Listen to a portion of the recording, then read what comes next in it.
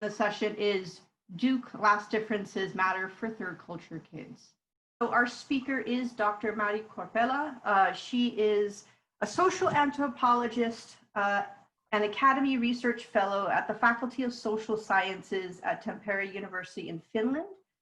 She is also president of the Finnish Anthropological Society and director of the Lifestyle Migration Hub hosted at Tampere University.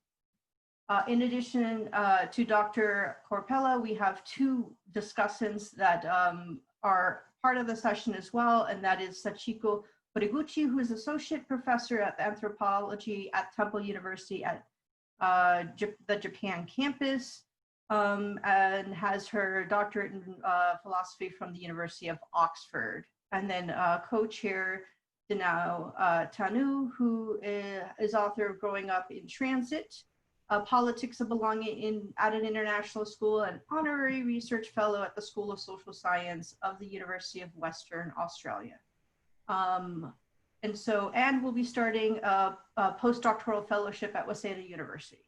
And so I don't want to take too much time with the introductions and want to get into it. So again, thank you so much, Dr. Korpela, for being able to share a lot of your research in with the group. We're excited to hear more about your research. Thank you. It's my great pleasure to give this presentation. Let me share my screen.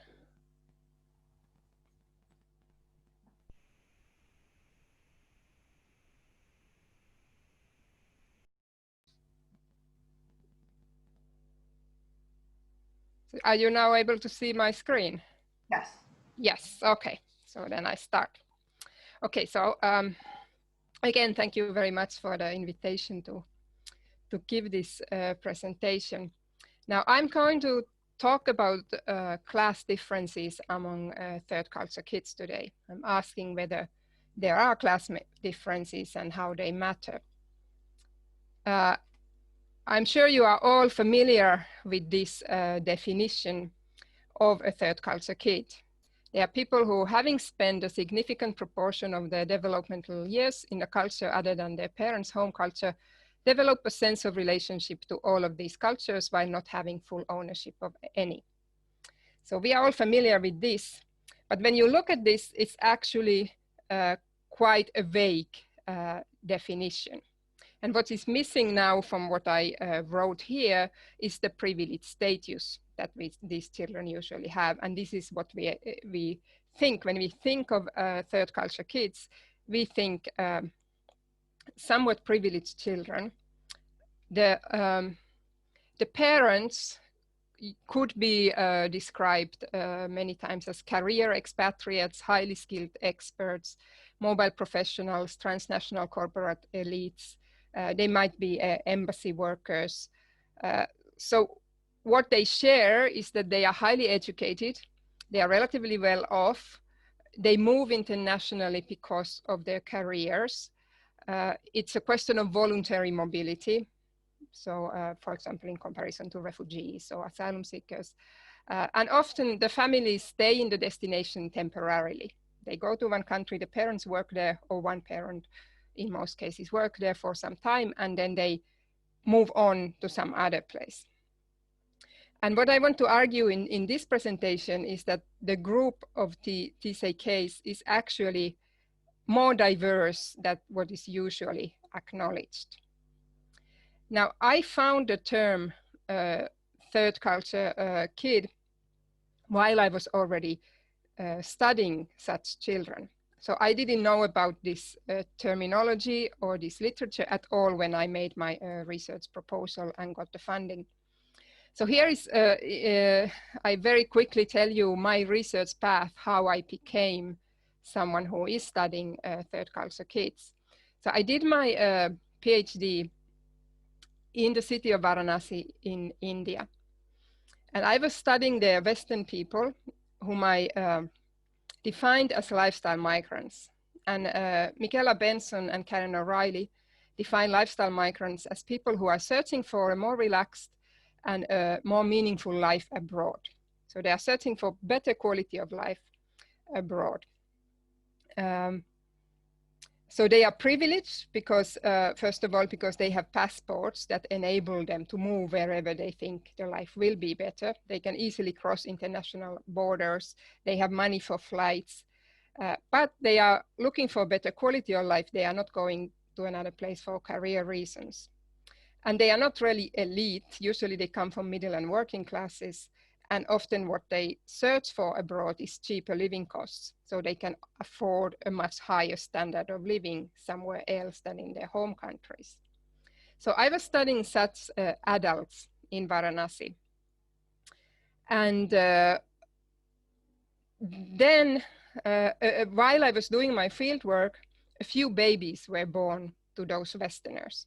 And by Westerners here, I mean people from various European countries, from Israel, Australia, North America, etc. And so a few babies were born to Western couples in Varanasi.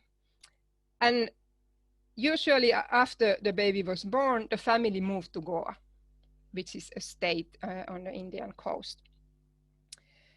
And then while I was writing my PhD, I was back in Finland. I got 2 children myself. And I ended up doing my postdoctoral research in Goa. So I was studying lifestyle migrant families in Goa. And in particular, I was focusing on children who were between 4 to 12 years old. And my research questions are listed here. So I was asking, in what kind of cultural and social environment do lifestyle migrant children in Goa live? How do the children experience their transnationally mobile lifestyle? And how do they define their home identity and belonging?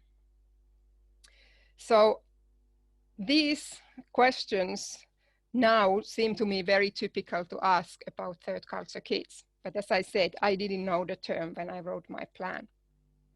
I spent 3 winters in Goa. So in total about 10 months. I was doing the participant observation. I was there with my own children. I was interviewing children and their parents, and I was also interviewing other adults who work with those children, for example, teachers. And also I used the drawing method, so that I asked children to draw pictures of themes related to my research topic, and then I was chatting with the children about those pictures. So while I was doing this research, and actually I was already back in Finland writing up, I found the literature on TCKs. And I got really excited, like finally I find some people have written about very similar things that what I was looking at. But then also when I was reading the literature, I got somehow disappointed, because the literature and the term, it helped me to label the children that I was studying. I knew I can call them third culture kids, but the literature didn't really help me with my analysis, because I was interested in themes that eventually required other concepts. And the children I knew in Goa, they were definitely privileged. They were living in another country. They were international. They were taking international flights several times a year.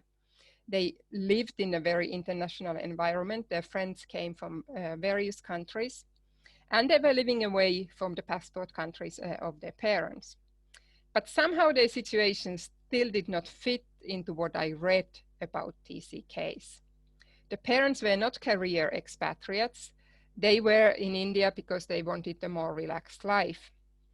They had powerful passports, which allowed them to get visas and go to India just because they wanted to.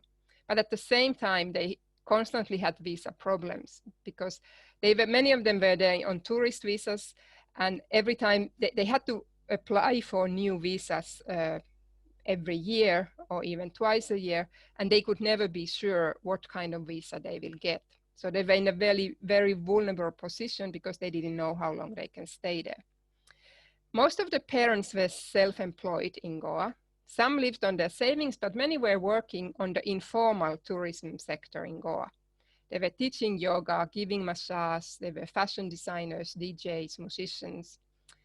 They were not very highly educated, they were not particularly well off in their home countries, but in India, they appeared to be quite well off, and especially because the domestic labor is very cheap in India. So these families could hire servants to their houses, which they couldn't do in their home countries.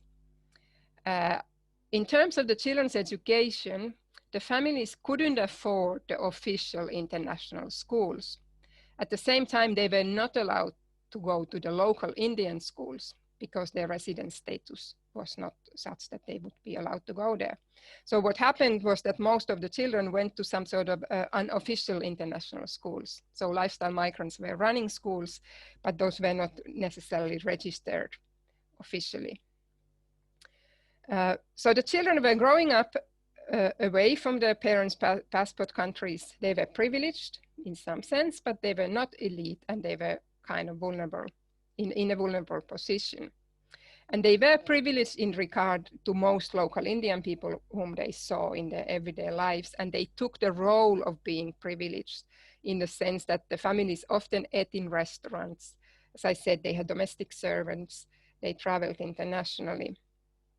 But still, they didn't really fit into what I was reading about the expatriate children who live in much more privileged circumstances.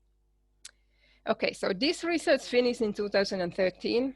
Then I was doing some teaching, and I was doing a research project on adult migrants here in Finland.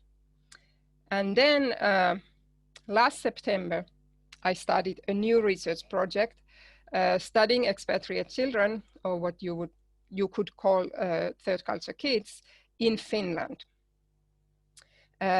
So since last September, I have been doing this project. I have been doing field work in a Finnish, in an international school in Finland among 9 to 10-year-old children. So I was in the school for 9 months. Now the schools are already closed here in Finland. And then now the children are on summer vacation. And then next year, I'm supposed to be doing fieldwork among teenagers. But we will see what happens now with the corona, how that will happen. But I was there studying the 9 to 10-year-olds. I was doing participant observation among the children in the school, in school excursions, after school. I was interviewing children. And I also did photo projects, which means that I gave children digital cameras and asked them to take pictures of important things in their lives. And then the children brought the cameras back, and we looked at the pictures together, and I asked them questions about those pictures, and they told me about those pictures. Here are my research questions of this project. So they're actually quite similar to the Goa one. So I'm interested in how do the expatriate children experience their transnational mobility? How do they negotiate their place within the national order of things? When do nationalities matter, and when do they not matter? How does the children's class position become defined? What kinds of everyday lives do the children lead, in what kind of social and cultural environments they live, and how they negotiate and define their belonging and identities? Now, Finland is a very particular place to be a TCK. You know, we are a very small country in the periphery of Europe. And what is particular in this, in the Finnish context, is that the school where I did the field work, it's a municipal school. It's not a private school, although the tuition, the language of tuition is English. So there are no fees in that school. There are very few private schools in Finland in general. And those private schools that exist here, they are not allowed to make profit. So the fees of private schools are actually a lot lower here compared to many other countries. And you may know for all this PISA testing, like the Finnish schools are considered of very high quality. So there is sort of no need for the private schools. People are happy with the regular schools. But there are some private ones. So I'm studying the TCKs, what I call mostly expatriate children, which means that the parents have white-collar jobs, to put it simply. But in this school, there are also many Finnish students. Some of them have lived abroad before, but quite many of them have never lived before, and the families are not even planning to live abroad. But they see good English skills as a key to future success. So they put their children to that school. By the way, the children in the school are between 6 to 15 years old.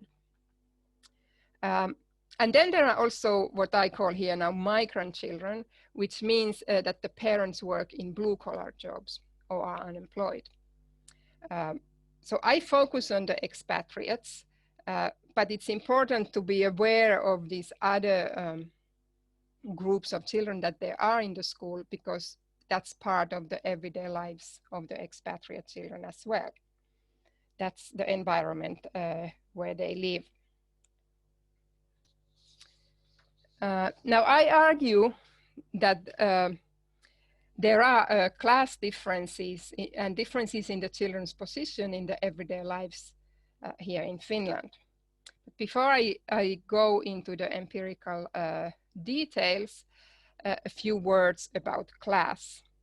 So as social scientists, we all know that originally class position used to be defined in terms of production. But in more recently, consumption has become crucial in defining people's class position. And Nina Klicksiller and Noel Salazar have actually argued that nowadays the ability and right to travel are important markers of class. So who can take a plane, who can travel abroad, is in a higher class position compared to someone who can't travel. But then Vered Amit, a Canadian anthropologist, has argued that the seemingly privileged may not feel very privileged. And she's talking about career expatriates here. And she has been writing about the fact that many of those who have international careers end up being forced to continue being mobile. So even if they would like to settle down back in their home country, they can't do that because their CV is such that they can only get jobs abroad. And so all these obviously has consequences for the lives of the accompanying children. So in this school where I was, the children had very different class positions. One Finnish girl once told me that she aims very high. She wants to be a scientist. And this was clearly reflecting the family's values. She was one of those children that the parents wanted to invest in her future by providing her with good English skills. And that's why she was in that school. But then at another time, the teacher was telling the students that they should practice some math at home with a computer game. And then one boy told that he doesn't have a computer or a tablet. And the reason was that he didn't say, but this is what I know because I was there for a long time, that the family couldn't really afford to buy a computer or tablet. They also had many children, so they couldn't buy for all of those. But also he was in that school and also his parents wanted to invest in his future by putting him into an English-speaking school, which would prepare him for an international career compared to being in a Finnish-speaking school where most children here are, because Finnish is not a very useful language internationally. Although, of course, children here learn English in school as well. Okay, but now there are also differences among the expatriate children, among the TCKs. I once visited an Indian boy. He was 9 years old. I visited his home. And it was they had been in Finland for almost a year, and they came here because the father got a job here. He was a highly skilled IT professional. So he was earning well. And I went to their apartment and it was empty. They had a few furniture, but it was really quite empty, the apartment. And what was very striking, that the family had 2 children, but they didn't have any toys. They had 1 teddy bear that they had bought in Finland, but no other toys. And the child told me that they have a lot of toys in India, and it seemed that they were well off in India. They had all kinds of equipment and toys and stuff in their house in India, but they left all that in India. They didn't bring it with them to Finland, and they didn't buy stuff here. So it seemed that for the parents, it was a question of a temporary career stint. They came here for maybe 2 years, and they didn't bother bringing stuff from India or building up their life here in terms of material things. But for the children, as you all very well know, 2 years is a very long time of your childhood. I mean, you are never 9 again. But then, of course, and then there were those, again, another Indian family that I met here, that the children had very fancy mountain bikes that they bought here in Finland.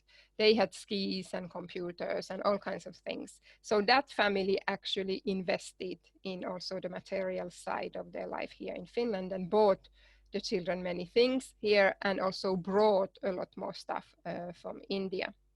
Because once I asked from where are those crayons from, and the child told me that they are actually from India, they were not bought here.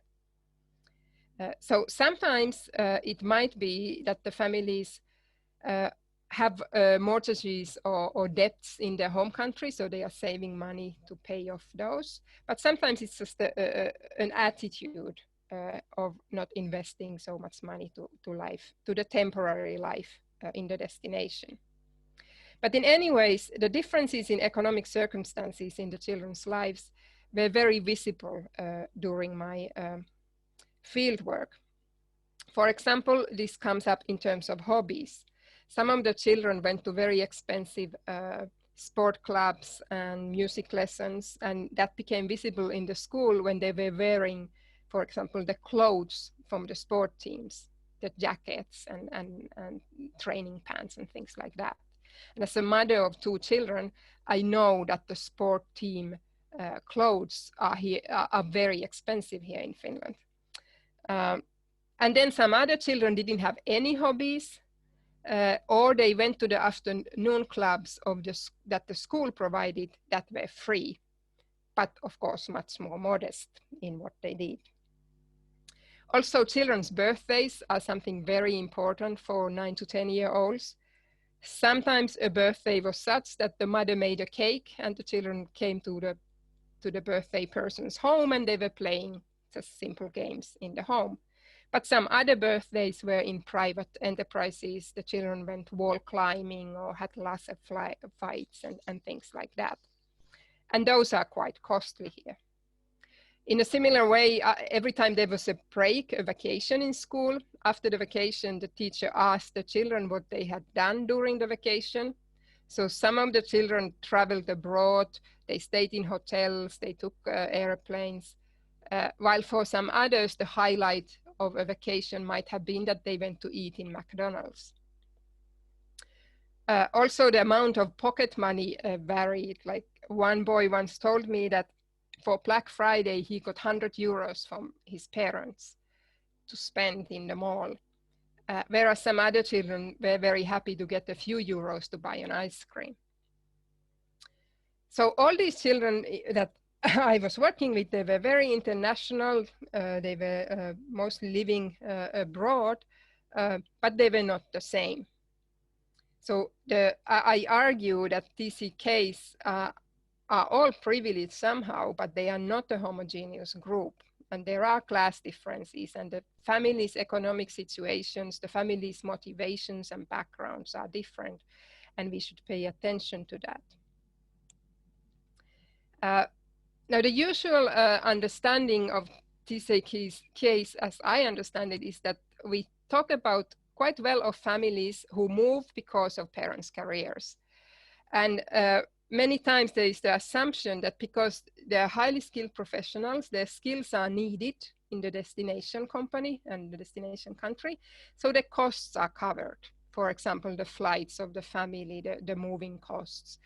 I once interviewed a Finnish woman who had lived in India with her children and husband, because the husband was working in a company in India. The children went to an international school, and this mother didn't know how much the school fees were, because the company paid for the fees, not the family themselves. But I think, and I have seen that there are increasingly many people who can be defined as expatriates, but they move on their own money. They don't get these fancy packages paying for all the expenses. Now, academics is a good example of this. We academics are encouraged to go to live, to work in universities in different countries. But if I go to work in a university somewhere else, nobody's going to pay for my children's school fees or our flights. At one point, I wanted to do research in an international school in India, but then I realized that I couldn't afford to put my own children to an international school there, because I wouldn't be getting that kind of luxurious package where someone else would pay for those costs. And there are also many other professionals who move internationally without these generous expat packages. And companies also increasingly they take advantage of the fact that many people want to work abroad. So they reduce the benefits because they can still find skilled people who are willing to have the experience of working abroad. And all this obviously affects children's lives. So the term TCK was introduced in a specific context, and it still refers to this, usually to this kind of children who go to private international schools, and the families don't need to worry about expenses. But there are increasingly many families who are in a different position. They are privileged, but not as privileged as some others. And also the situations of international schools vary in different countries, as I gave now the example of Finland, where many of the international schools are actually municipal. Now, about a month ago, Danau was telling us about the history of the term TCK. And but I kind of want to continue with that, that the world has changed a lot since the term was introduced. And I want to ask whether our understanding of the concept has changed. And I think it's important to acknowledge that the phenomenon is diverse, and the TCKs are not the same in terms of class. The parents' work contracts differ, the privileges in different contexts differ. Also, nationalities matter. Being a Finnish or an American expatriate or a Japanese expatriate in some particular place, it's a very different position. And there are also TCKs that are in quite vulnerable position, like the children I knew in Goa, who didn't have a secure residence status. The economic situation was somehow shaky as well, especially if the parents work in the informal sector. So also these children, they fit the definition, but the definition doesn't talk about differences.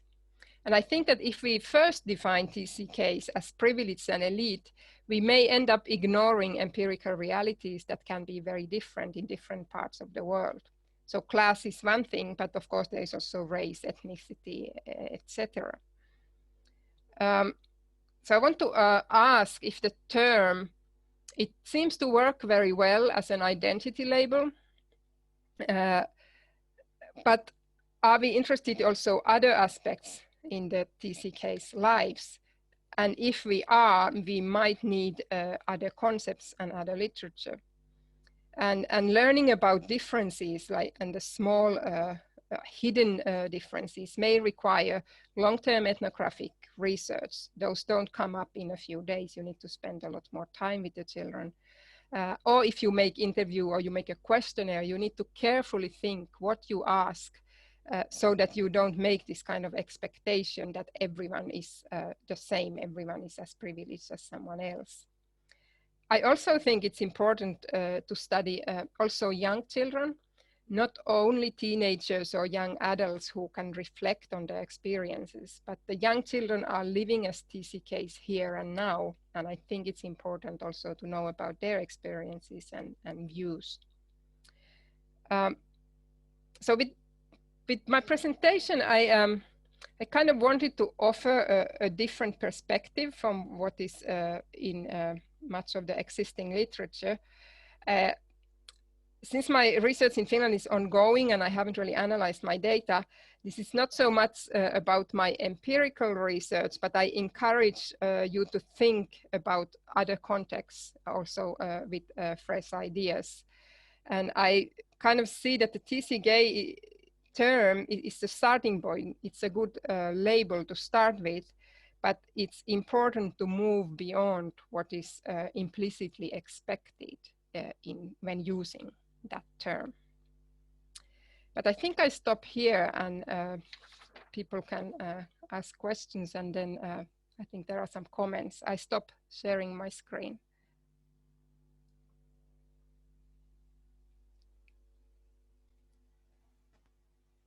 Well, thank you. That is certainly giving us a lot of food for thought.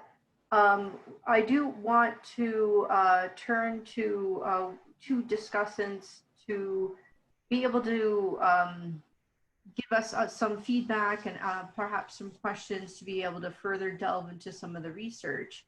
Of the two discussants, we have Sachiko Horiguchi, from Associate Professor of Anthropology at Temple University, Japan campus. I don't know if you have a few comments regarding the presentation or questions, and then we can move to the second discussant, Danau Tanu.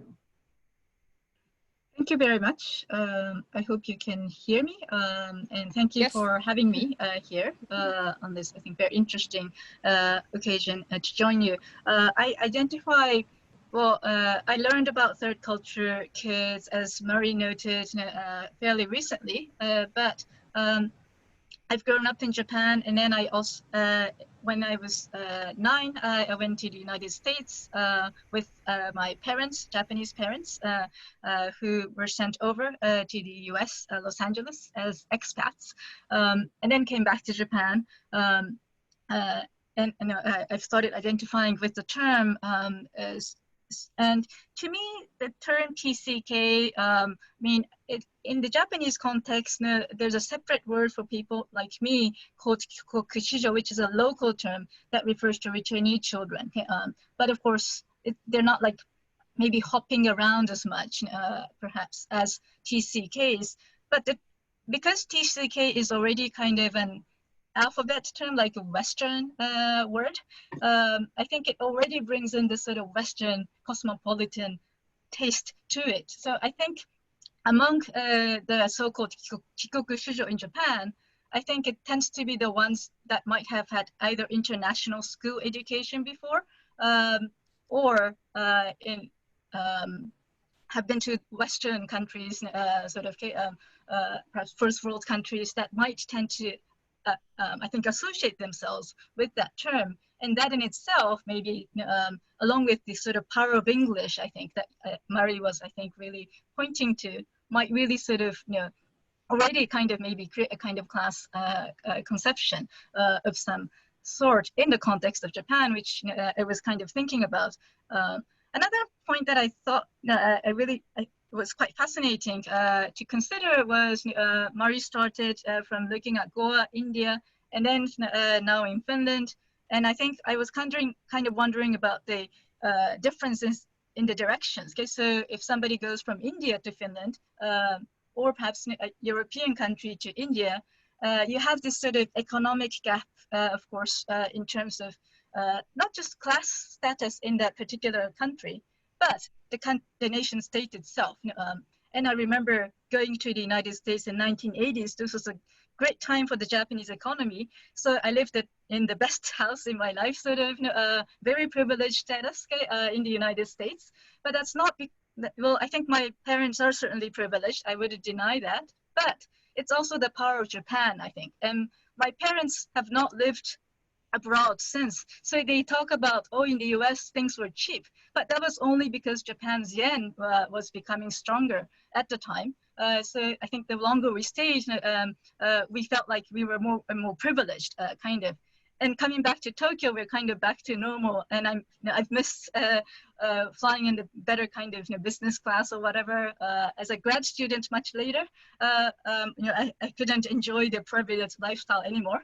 But I think it's important to think about that intersection maybe between the power of the nation state and class, and how that might maybe change not just the perceptions of parents, but how that gets passed on, of course, to the children. And I think when I was a child, I don't think I really could think about class. I mean, I thought like the neighborhood I lived in the United States was US, but I learned much later that, well, I actually lived in a very privileged neighborhood in US, far from maybe the average, what you might call.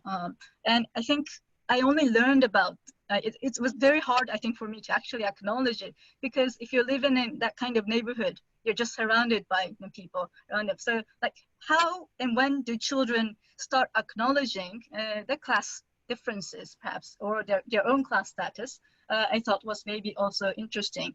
I mean, 9 to 13-year-olds are not so young, so maybe they might understand it, perhaps. But I was kind of curious about when they start picking up about these differences. So thank you very much for your this opportunity. I really enjoyed Mari's presentation. Thank you. Should I respond to that, or should Danau talk first? Which you can go ahead and respond to that, and then we'll okay, yeah. I'll be quick so that we don't take too much time. Yeah, I completely agree about this. First of all, thank you for the great comments. I agree with the idea of Western, that there is the Western idea. In the context in Goa, I actually even wrote an article about how the parents all the time talk that they are very cosmopolitan, the children. But for me, they are very Western cosmopolitan. They don't have anything to do with India, actually. And also the comment about directions, it's very important, yes. And what I did, I planned to talk about it, but I left it out that it wouldn't be too long. But what is very particular in Finland is that when you come here as a foreigner, you are treated as an immigrant. It doesn't matter if you have a PhD and you have millions of euros, or you are an asylum seeker. So what actually happens for the expatriates who come here, usually it's the father who gets a job in IT industry, and the wife is usually highly educated professional, but doesn't have a job here. So they end up going to Finnish language courses in the unemployment office in the same group with people who have no education. So that's quite humiliating, I think, for many people. Yeah, so the directions are important.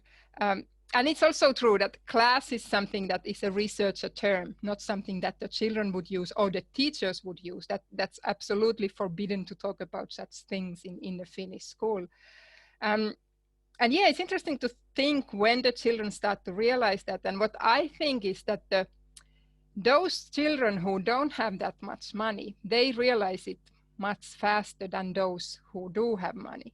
So the boy who didn't have a tablet or computer to do the math exercises very much felt that he's missing something. But those who had computers didn't even think about it. So. But yeah, I stop here, that it will not take too much time. But thank you very much. Thank you.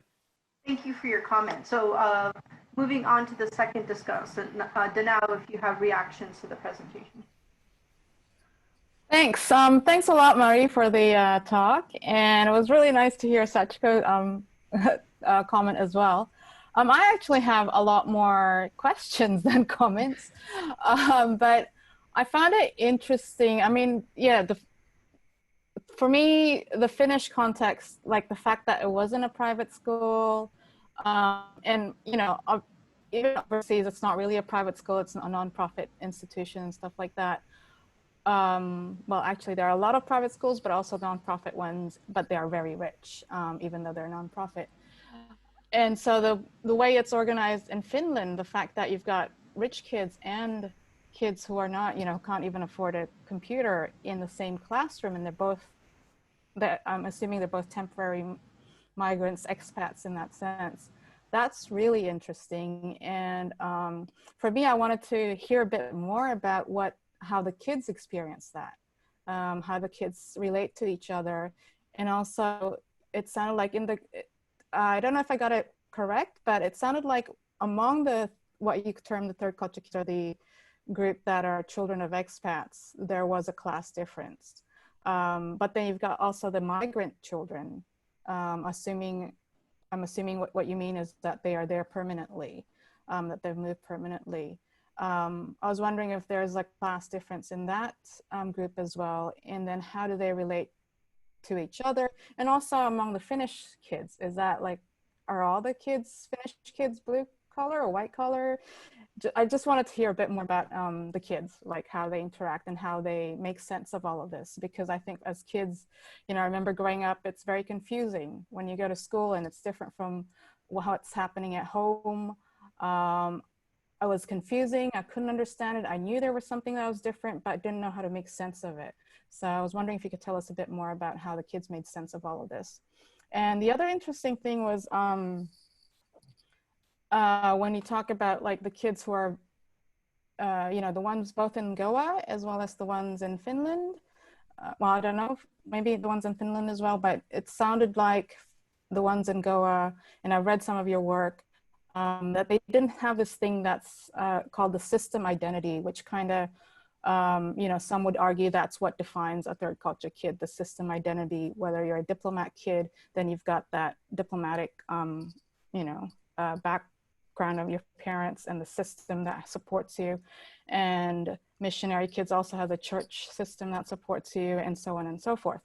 And so I think it's really interesting that you've got these kids growing up without the, you know, proper sponsored visa and sponsored system. And was there any difference? Like, was there in the way they, again, made sense of their experiences overseas, quote unquote, because I think you mentioned that a lot of them are binationals as well. Yeah, so whether or not that makes a difference, that there's a system.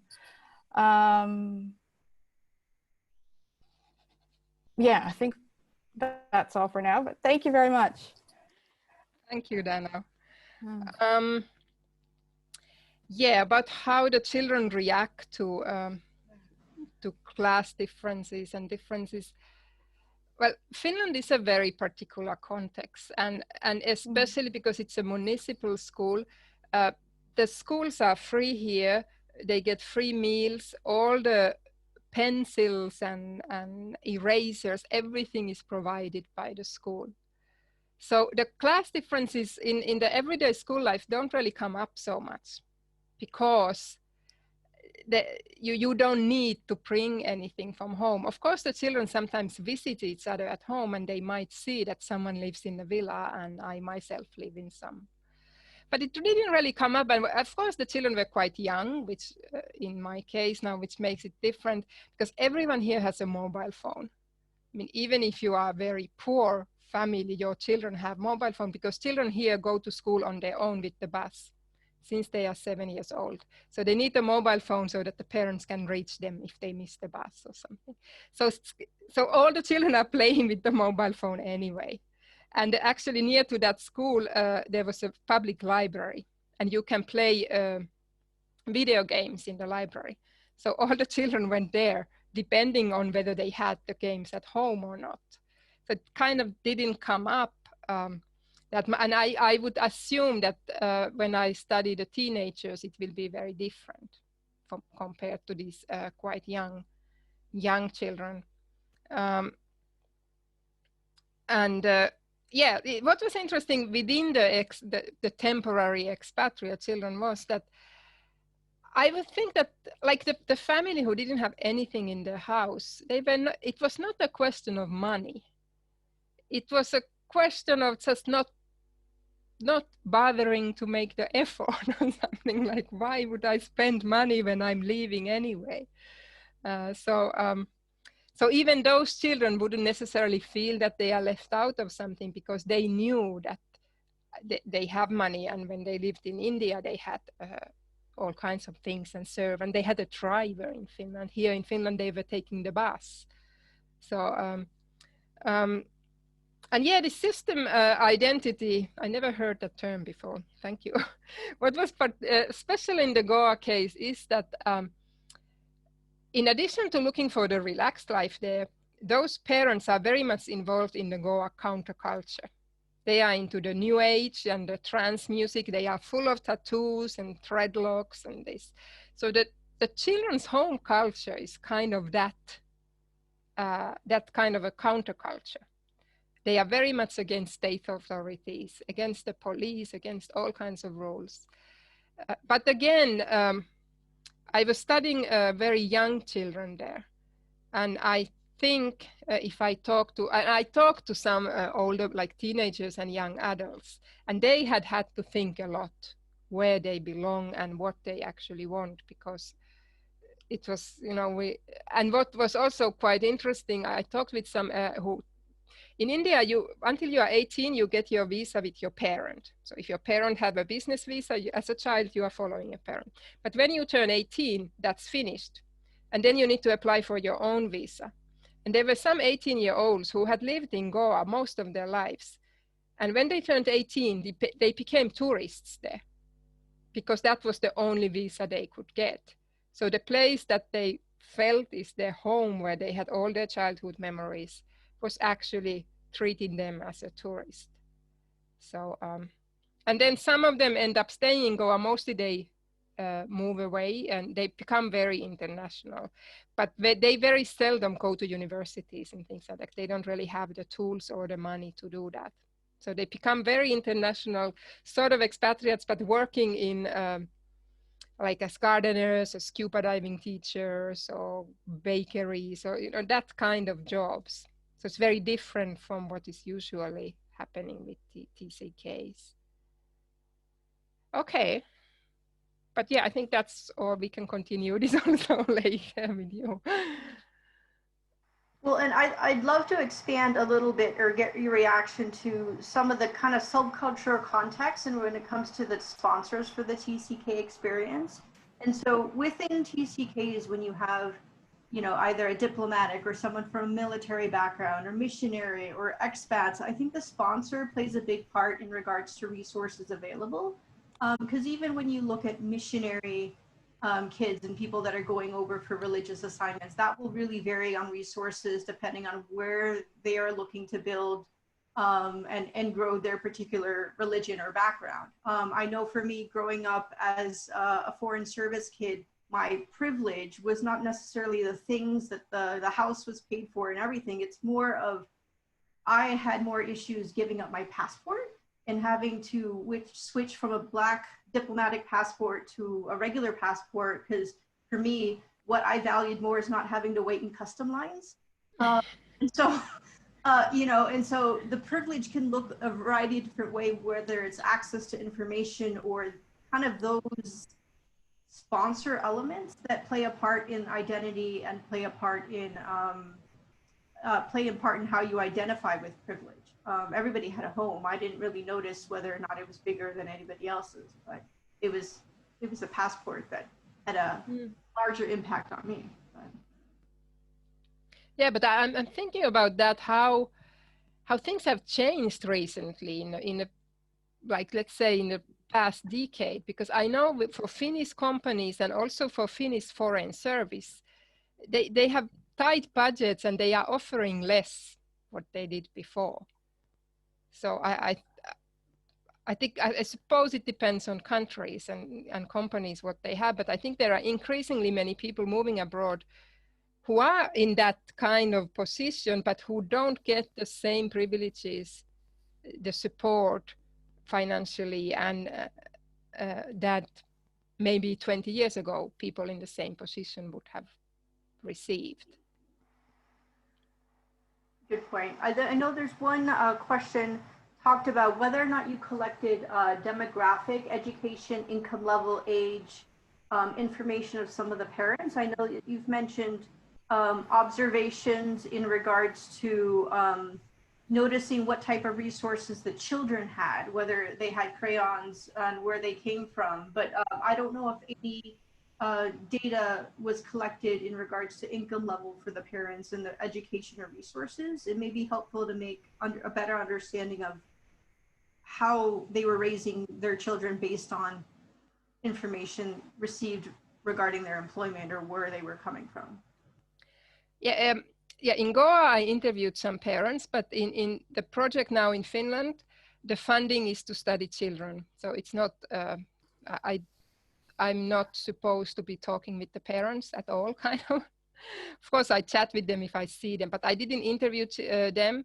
And so the kind of information that I have of the family status is that when I ask the parents, when I ask the children where their parents work and where they have worked before, and then when I go to visit their homes, I kind of can estimate, you know, how much it costs to live in that particular house and things like that. But I didn't.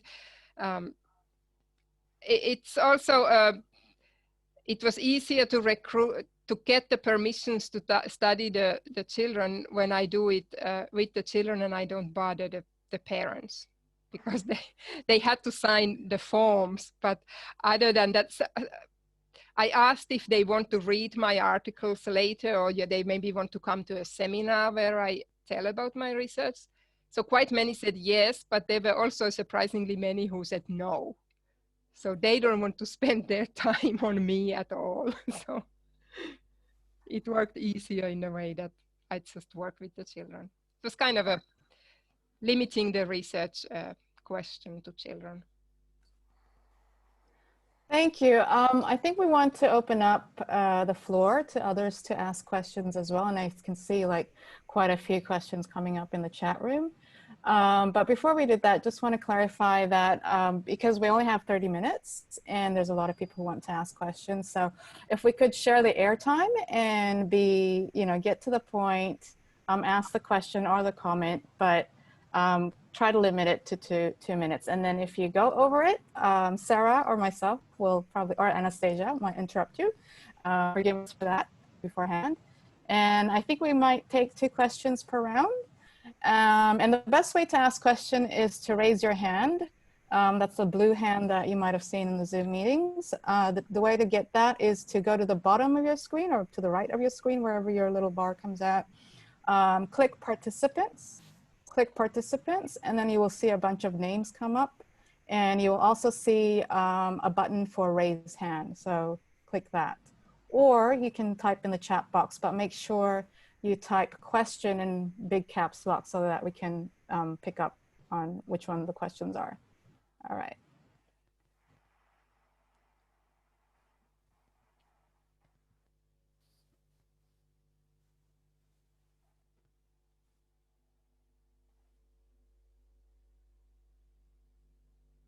I think Anne has a question. I need to get back in touch. Okay. To me, I put this in the chat. I didn't realize we could ask in person. To me, the absolute defining feature of a TCK is the temporariness of the move and the expectation of where home is in the future. So I'm a little bothered by 2 things that Mari said. One is her definition said a TCK is often temporary. To me, that is the defining feature. And then to associate migrant, which to me is someone who moves with the expectation that this is a permanent move. And she defined it in terms of class. So I'd like to explore that, because my understanding being temporary and I love the idea of bringing class into it. In fact, I wonder about, for example, domestics who take children abroad and don't move entirely, which has not been introduced at all. That's all. I can respond to that straight away. Yeah, you are right about the temporariness. The problem with temporariness is because I worked a few years ago with a project that we focused on temporary migration. And the problem was that people don't know if they are temporary or not. Yeah. So they say they are, but then they end up staying, or they say they are not. Like it, you know, it varies. So that's a, but yeah, you are right in that. And but like in that school, it was kind of, nobody knew if they are going to stay or not. Like they said that they are temporarily here, but then the teachers had many examples that, you know, they said they are leaving, but they are still here because they can also get a better contract and a new contract. But yes, most of them had the idea that for sure they are not settling down here, that there comes a day that they leave, but they may initially think that that day comes in 2 years and 5 years later they are still here. But you are right of the idea of temporariness. No, and I think that with the self-initiated is much more of an issue. They just don't know because nobody's sending them. You know, when you're sponsored, you don't make the decision, your sponsor does. Anyway, that was my basic. Yeah, I think here in the Finnish context is most of them they are not sent, they are recruited by Finnish companies. Yeah. But on temporary basis, because Finland doesn't want to hire them for permanently. Yeah, but it may turn. The same thing with migrant is the expectation is that I mean, this is the traditional expectation. You're moving from country A to country B, and that is it. And now migrants, quote, migrants are moving back and forth and may have homes in several countries. I mean, it really gets messy. Yeah. I think Mary, do you want to ask a question verbally? Because I don't think Mari is. Well, I've spent a lot of comments there. I agree with Anne. I think Mari's right. There are new kinds of people emerging as the world becomes more globalized. But I do think that I do kind of try to defend the traditional TCK person, because even in my job now, I recruit families who are definitely corporate sponsored, don't know how long they're going to be here. Kids may have lived in various countries and have all those issues, which are very different. I mean, I think I might have mentioned last time, the new thing I'm seeing a lot of here in London are sort of entrepreneurial migrants. So they come with a lot of the same issues, but they're coming to settle. These are people who've demonstrated to the British government they have enough money to invest and start a business or maintain a business here. And they're not planning on leaving, but the kids share some of those issues. But it's that cross-culture kid umbrella that encompasses lots of kids who have these similar experiences, but the traditional TCK, I think, is still out there.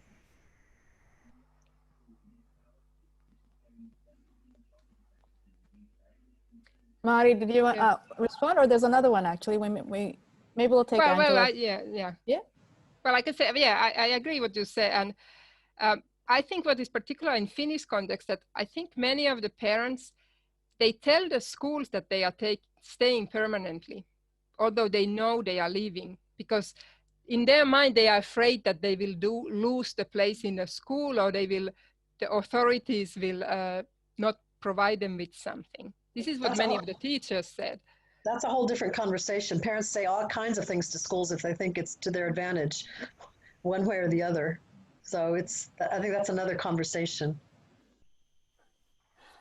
Angela seems to have a question. Angela Shaw.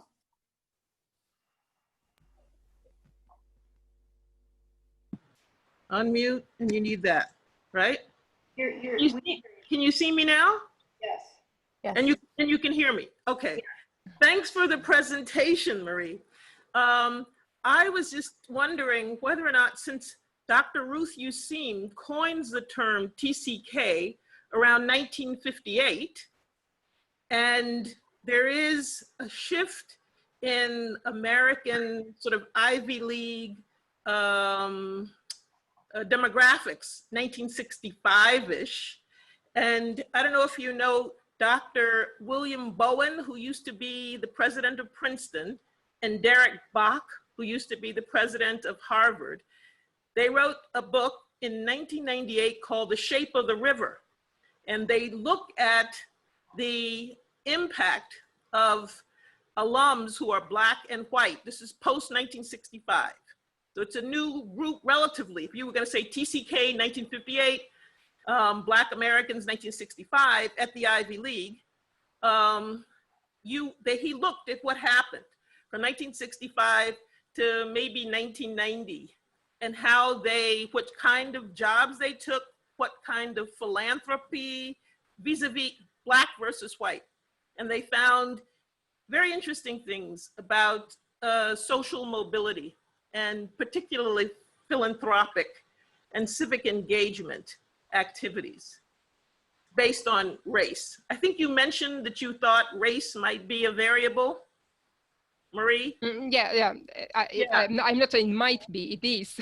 It is. So, well, I just happen to have, when I moved to France 20 years ago, this is the dissertation of a French student, and it's on my TCK. Well, I was a parent. I took my kids abroad in 1989 to China.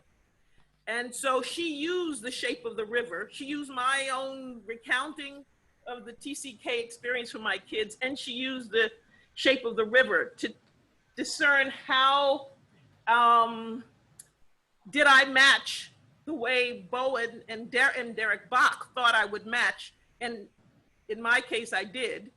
I was much more engaged in civic activities as an expat, from the International Council of Women, the Federation of American Women's Clubs, country clubs, Harvard clubs. I mean, there was much more civic engagement than whites of comparable. They just didn't do it. They were more for themselves. You know, they would go take, 50 trips to Koh Samui, as opposed to volunteering for Get Out the Vote in Democrats abroad or Republicans abroad.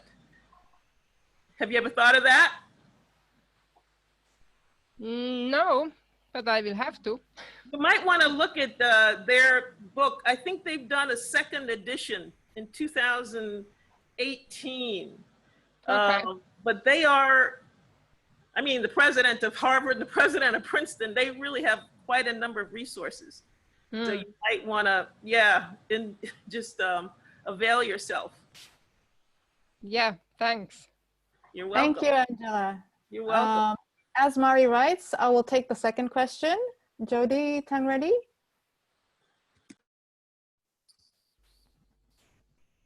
And then we'll get Mari to respond. Hi, my question actually, or my comment is not to do with this topic. It's about privilege. So did she want to respond first? Or should I go? I don't think I respond to that. I mean, I will look up that book, but I don't, yeah. Okay. So I just wanted to comment on the piece about at what age do kids, or how and what age do kids perceive the privilege that they may or may not have. And I'm a TCK myself, Canadian British, living in the United States now. My kids are born in the US, we've never actually moved.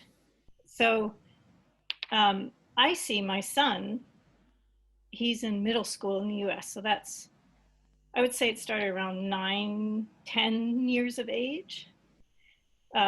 We moved him to a private school in the US from a public school.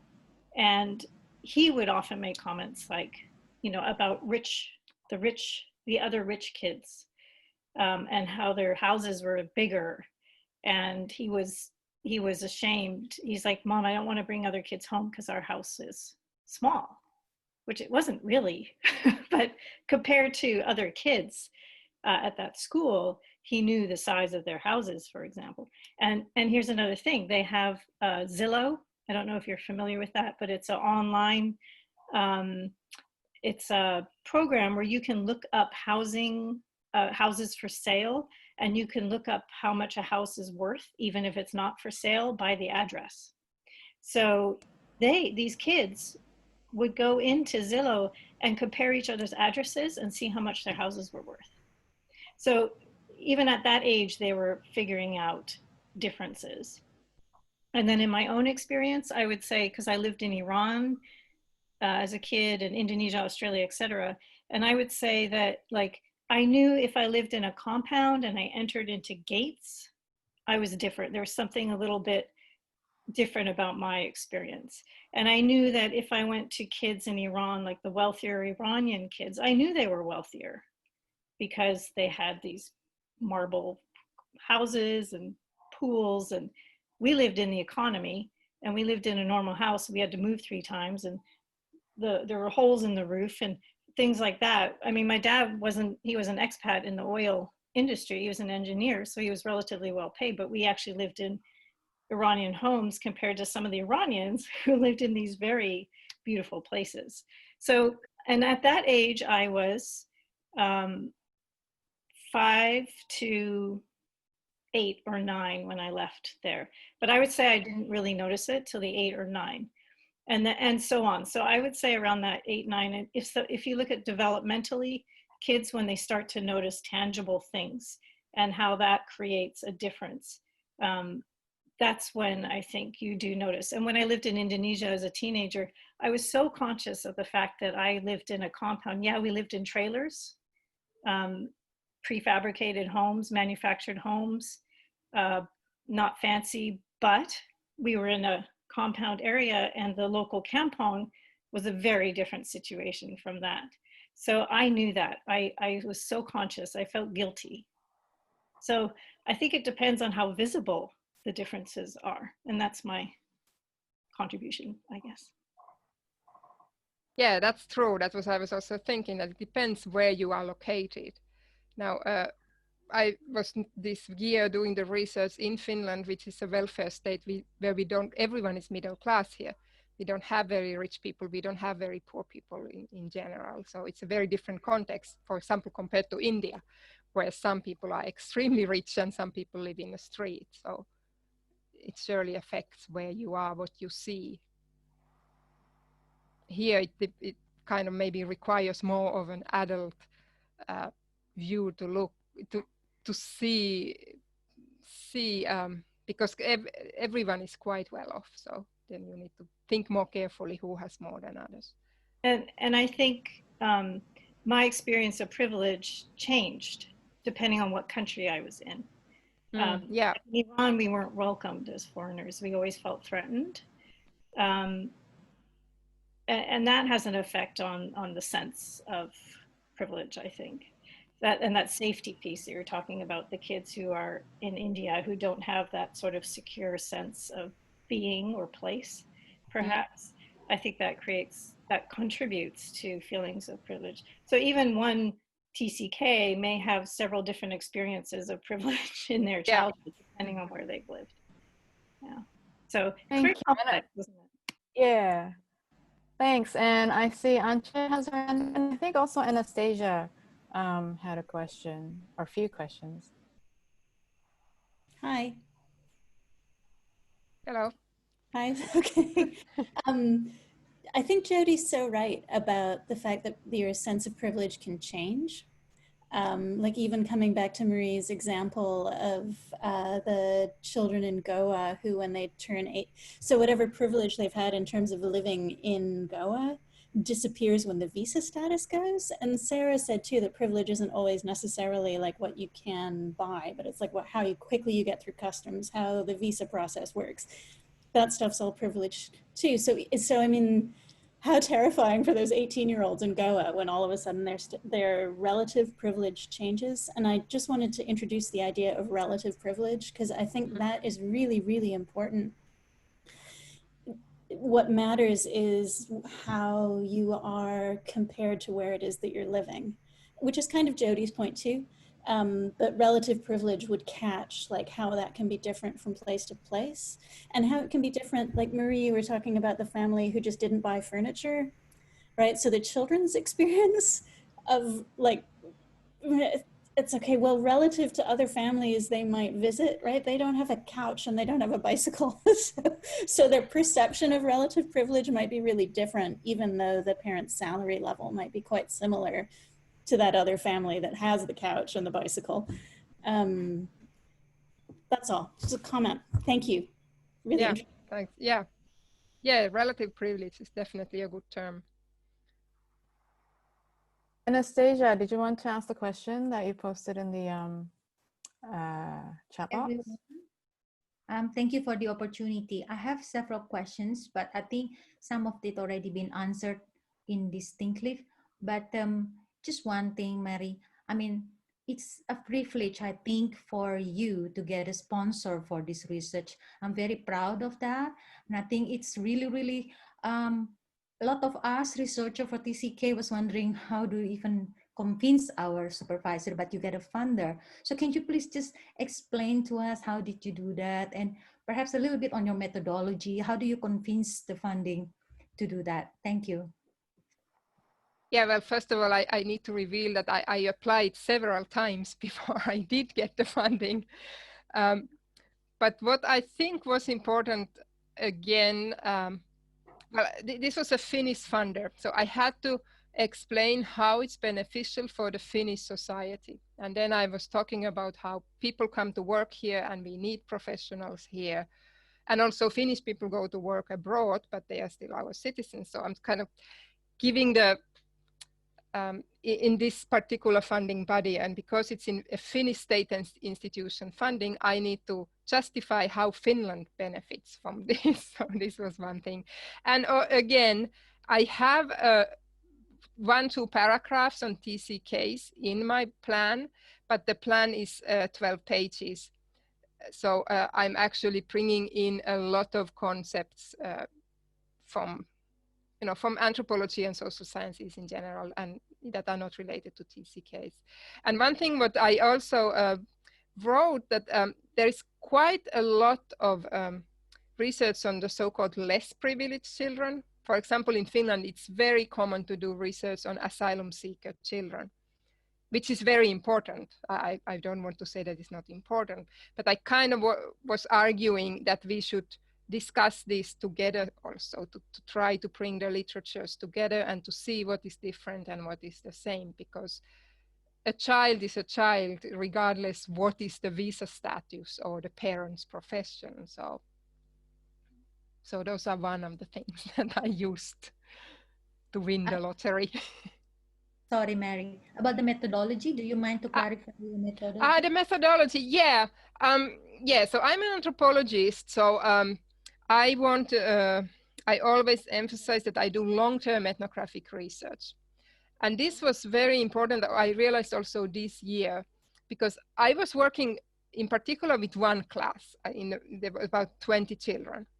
But then I went to other classrooms. I was there a few days and I asked for interviewees, but almost nobody wanted to volunteer. Whereas those children who knew me very well were very willing to participate. So I saw again that especially with children, it's very important to spend long time with them. They don't trust me when I just appear and all excited, but only after several months they learn about me. And it was very important also to, in the field, to be very much involved with the children. Like I was running on the breaks, playing hide and seek, and so I was different from other adults in the school in many ways. But obviously, I'm an adult. I'm much bigger than the children, but it requires time. That's, I think, my main message in terms of this kind of ethnographic research, that it really requires time and just trust that you can do it. And the photos worked really well. The children were very, I bought 10 digital cameras and gave them to children, and they were very excited to get a real camera, and someone was listening to what they took the pictures, and they really enjoyed. it's a good way, because interviewing children can be quite they might get tired and they are not used to that kind of and there is also the power relationship. But with the pictures, it was much more equal because they took the pictures. I was not in charge at all. So. In relation to the photos, Jody is asking, can you tell more about the kinds of things they said in the photos? Sorry, the connection was. What did you see in the photos? Like, what did the? So they took pictures, a lot of pictures of their homes, like of rooms in their homes, of their toys, of their places where they have hobbies. You know, if they play an instrument, they took pictures of the instruments, their family members. But what I actually did with the pictures was that I used the picture. I first asked about the pictures. What is here? Why did you take this? But then when I kind of asked all kinds of things around the pictures. You know, if it was a picture for the home, I might have also asked, so when did you move to this house? Do you have your own room? Who lives with you? In which other houses you have lived? So I kind of used this as a way to start a conversation. And it was also because what I did with the pictures was that I went to children's homes to look at them if they wanted me. They had the option to do it in school, but I also went to visit many of them into their homes, and then they showed me around the houses and this. So the coronavirus sort of interrupted this, so I did some of them online in the end, which was also quite okay, but not the same as being in their houses. And as a quick follow-up to that question, did you give any children instructions in regards to when you gave them the camera of what you're hoping they would capture, or you just gave them the camera and would? I just told them to take, they could take any pictures, and they take pictures that are important things in their lives. And then some children took like 5 pictures, and some took 100. Some got really into it. But it was quite open what they could do. Thanks. I have a question, actually, another one. I was wondering if you could give us a bit of an overview about, because I know that you use the migration literature a lot more for studying what in the FIGT community would be called third culture kids, and was wondering like why you do that, and you know, given the changes in the way mobility has worked since the term was first coined in actually the 1970s, not 1958 or 63, it's 1970, what was it, 3, I think. You know, why do you find it useful to use the migration literature to study these kids? And because there's a lot of resistance, I think, within the third culture kid researcher community of using words like migrants or even temporary migrants, serial migrants and stuff like that. But you seem to use that, and why do you find that useful? Well, first of all, I use the temporary migrant partly because that is a term that the state uses. And that's also a way to get funding, to use a term that the state recognizes, because this was a state agency, the Finnish Academy, that gave me the money. And I worked earlier in an EU-funded project. And in an EU-funded project, you need to talk in EU terms. Well, as I said, my path was such that I was studying, and you know, when I was already like a BA student and master's students, I was studying migration. That was the literature that I knew. And then in the 90s, end of 90s, and it became the idea of transnationalism. And from transnationalism, I moved into the literature actually on mobilities. Because the migration, I kind of find it also a little bit limiting. It's kind of this one-way move. But I find the literature on mobility very useful, because it's not saying that you are migrating from one place to another, or migrant is often seen as a kind of a worker, you know, someone goes to get a better living and works in blue collar jobs and this. So the mobility for me has been more useful, and it's the idea that you move, ideas move,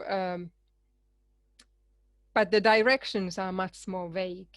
But the experience of moving and crossing borders, but when you cross a border, which some would call you migrate to a country, but you know you are not going to stay forever. But even if you are like you move to Finland, you are here, settled for 1-2 years, but you are still kind of mobile because your networks are all over the world.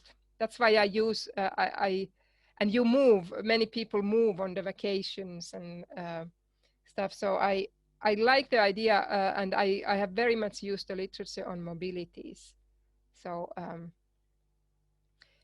and as I said, that's partly because I didn't know. I came from the other direction. I didn't know about TCK, so I came with the literature that I had gathered already for a long time.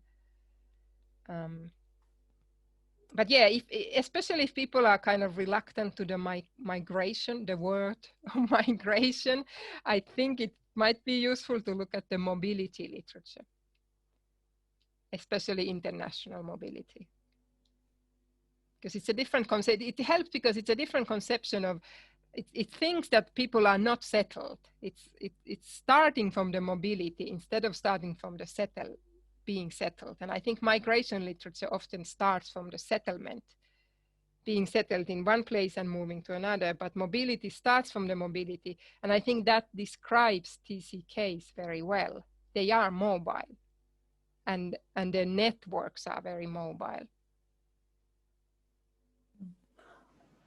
And because nobody else is asking a question, I'll ask another one. But like, do you think there's a class difference between the literature in terms of like migration being more about lower class, and mobility a bit more about, I mean, you kind of need money to be mobile, or? Well, I think originally the migration literature has been more about the lower classes, but not necessarily anymore. And many scholars now, they use both migration and mobility literature. I don't think the mobility literature is so much about having more money. It's the starting point is different because it takes mobility as the idea, but it's not a class. It's kind of a philosophical question of starting from the mobility instead of starting from the settlement.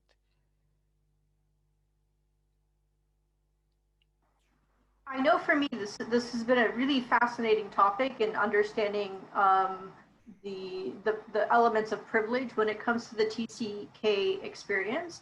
I kind of want to introduce kind of the concept of the counteractive element to that, because depending on the TCK experience, there are a lot of restrictions as well. So when it comes to being a child in the military, if your parents working in the military, there's certain ways that you have to act so that you don't get your parents in trouble. I know, for me, being a child of the Foreign Service, living in certain regions where, my later experience was in Ecuador where there were lots of kidnappings.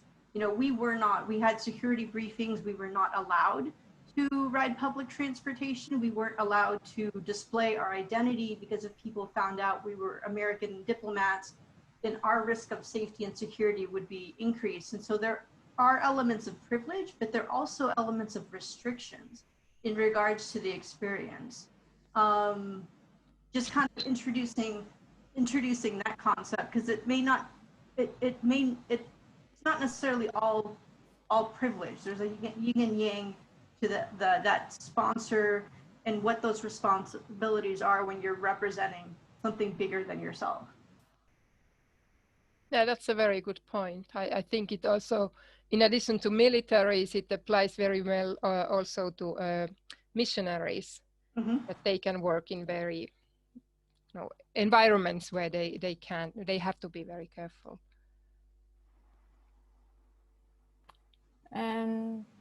Any other questions or raise hands?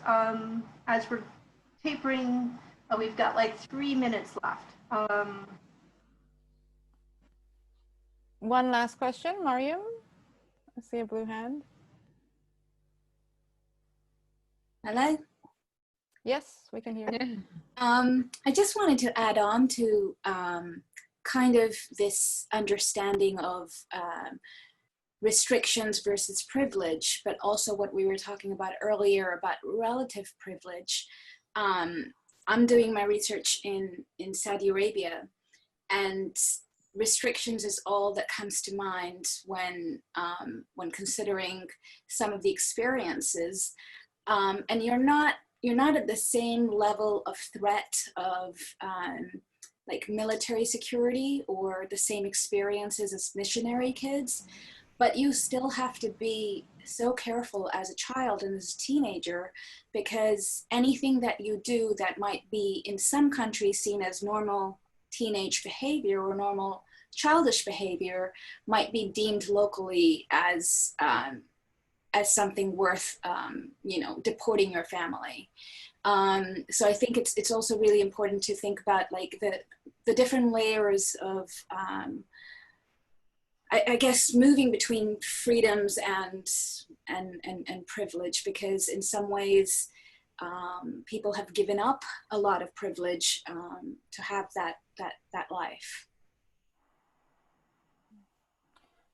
Thank you, Mariam. And we've got 1 minute. So I think we should, yeah, thank you, Mariam. But I think we need to probably close, and then maybe Mari can respond after we close if you would like. Is that okay? Sure.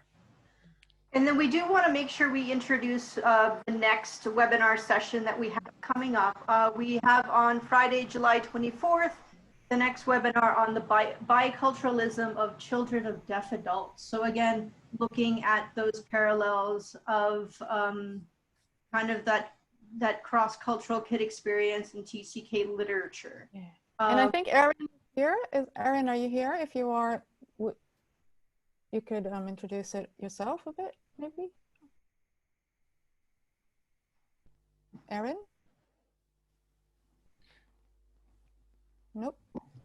I'm not seeing that. So I'm sure but we're going to keep you in suspense because you'll get to hear from her on July 24th once we have the next session. And so registration for the next webinar session is available and up. And so you can go ahead and register for that. We do also want to plug in our new graduate roundtable. So we have been looking for more resources to help support students as they're going through.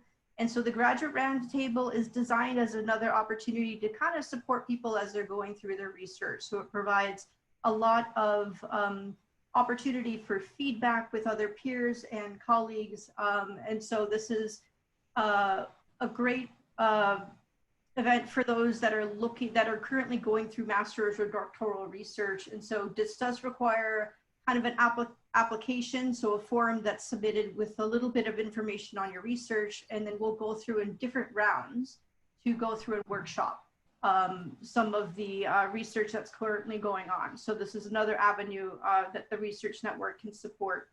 And then we also want to take a moment to thank the communications team at FIGT for being able to piece together some of the graphics, but we are also in need of volunteers. So if you have any graphic experience or love social media and all the tricks and the trades to work efficiently as we're doing more webinars, we would love to have additional assistance to kind of help with the graphic design and spread the workload a little bit so that we can continue to get the word out when it comes to these presentations, webinars, and activities. And again, with the next slide, we do want to provide everybody the opportunity to become a member of the FIGT Research Network. There's no cost to that. To the Research Network, you just go online to the FIGT Research Network affiliate website and then submit the form, which just tells us information regarding the research so that we can kind of make connections and you get access to a lot of the resources available to you. And so that is the Research Network website. So if you go to the very bottom, there's a big button where you can then submit your materials to be a part of the Research Network. And then on the next slide, again, another plug for the bookstore, another easy way to give back to FIGT because a portion of the funds do go into the organization. And then we do want to take a moment to thank everyone for participating in the session. This is for the sake of the recording. It is great to have a community where we can discuss research and kind of go through the different concepts and have that support for each other. And so we're looking forward to the next webinar session where we can continue the conversation. And so this will conclude the recording of the session. We're still going to be online so that we continue to address questions that may be coming up. But thank you so much for being in attendance. I know it's early morning for some and late evening for others, but we're looking forward to seeing you at the next session.